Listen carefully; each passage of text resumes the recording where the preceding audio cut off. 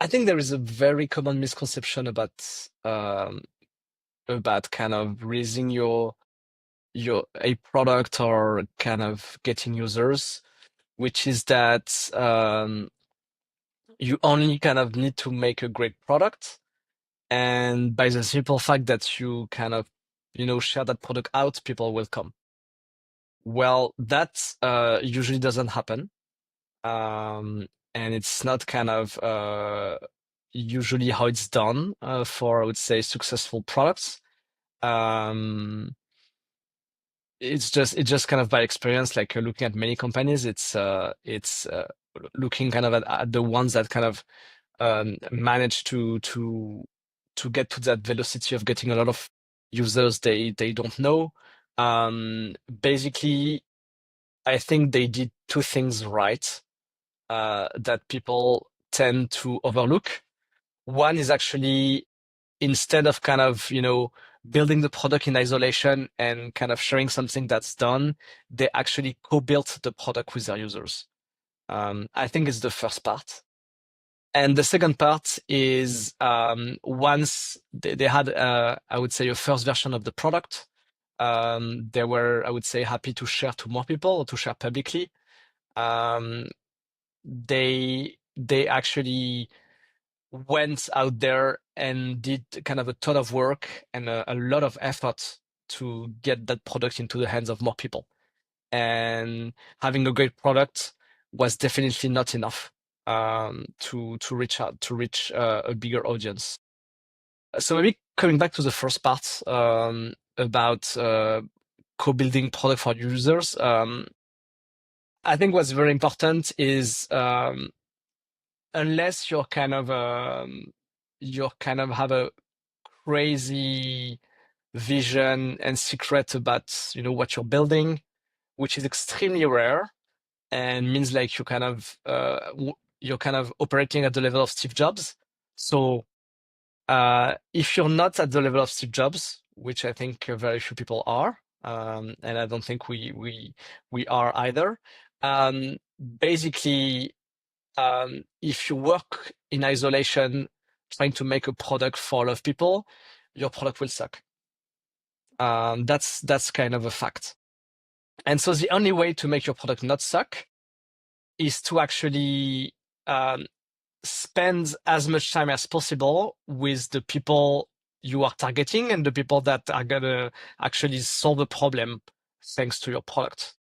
And the way you do that is mostly by talking to them a lot, by having them, but watching them a lot, kind of using your product, and by trying to extract as much as possible, I would say, the feature requirements or the requirements in general for the product from them, instead of trying to push something to them, hoping it will work.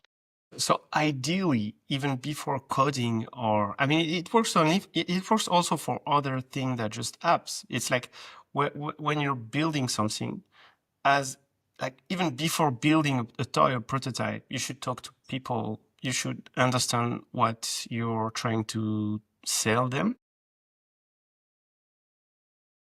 Yeah, I mean, it depends whether you're making art or a product. I think maybe that's the first thing to say is like when you're making art, basically you make something that you love. When you make a product, your goal is to make something that people love and not just yourself. Yeah, that's true. And so I think maybe it makes sense to start there. Is like if your kind of your aim is to build a product, it cannot only be for yourself. Um, Having said that, I think it's a good starting point and a kind of an unfair advantage. If you are a potential user of your product, you can actually start there by making something that works for you. If you're not kind of lying to yourself and you're actually someone that is in your target audience. But I think as soon as you have something that works for yourself, I think your immediate priority should be to put it in the hands of someone else. Um, and the way to go about that, um, to me, is actually, um, people sometimes are like, okay, I'm going to do that big launch. I'm going to do, I don't know, that press release. I'm going to reach out to to kind of, to big press, whatever, to kind of get some exposure. But um, usually that doesn't work because when kind of your product is so small, not a lot of people kind of care about it. And also, it's not the proven way to kind of get engaged users at first. I think it's very important um, to have kind of a very, I would say, pragmatic and bottom-up approach to getting users, which is something that the head of Y Combinator program always says is like to go very simply about that is like first basically either you're the user of your product, so you have one user, or you're not, so you have zero user. And so you can take it very simply like, how do I get my next user? How do I get from 0 to 1 or to 1 to 2 users? And well, I think if you think of that this way, I think you will go very simply about it. You're like, oh, maybe there is that friend or that person I know, or maybe I can ask my immediate kind of connections on network if to find someone that is kind of that type. And so I think this way, just asking around, just kind of asking your first user if that person knows about your next users, I think you can get easily to maybe to 1 to 5 users, maybe to 10. Um, and then basically, you just try to grow that number on a weekly basis.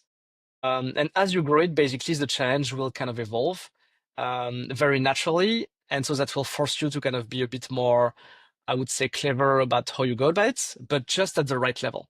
Yeah, And so let's say if you have 10 users and you're like, you're kind of picking some growth rate that can be quite high at the beginning. Like I want to make it, let's say, 20% bigger every week. You're like, okay, this week I need 2 more users. So that's kind of easy. You can still do it by hand, reach out to more people. But at some point, maybe you're going to exhaust your kind of immediate network. Maybe at some point you will exhaust your second order network. And so you will need to try something else. But that can get you, away, I guess, to 50 users, to 100. And maybe when you get to that, maybe to that number of 100 people, maybe then there should be some sort of, maybe not automation, but some sort of bulk approach to it, where maybe you have some sort of one-to-many approach where, you ask several people that are the same thing, or you try to find kind of niches or communities where you can be. But basically, by having that very pragmatic and bottom-up and simple approach, you will make sure you're actually putting your head at the actual problem, which is getting your next users, and not trying to kind of aim for the moon too soon.